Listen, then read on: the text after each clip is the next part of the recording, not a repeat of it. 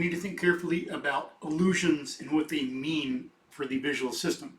Some people will use illusions to try to discredit the visual system or evidence of the senses or perception, experience, but that's invalid. You got to put it in context and see what, first of all, look at the nature of the thing that you're studying and see what it is. The nature of it, its attributes, its actions, how it interacts with other things. The visual system, our experience, we are human animals. We are animals who move through the environment. The visual system is adapted and evolved to satisfy that need and that function. We move through a three-dimensional world, and its movement is dynamic, and we interact with it. Three-dimensional, dynamic interaction. That's what perception involves. Now, when some people do some experiments, they're working with two-dimensional images.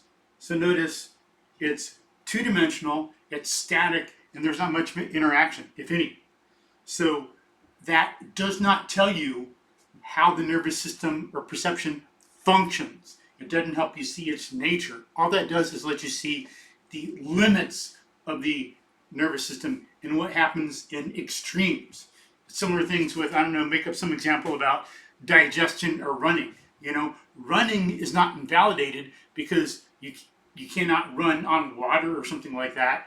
Or, when you want to study running, you look at its essence in a proper environment. You don't go to the limits of running and say running's invalidated because we can't do it at the limits. You don't look at digestion and see, let's go to the limits of digestion and see that it doesn't work and there's weird things that happen and therefore digestion's invalidated. No, it's a bunch of nonsense. Same thing with perception.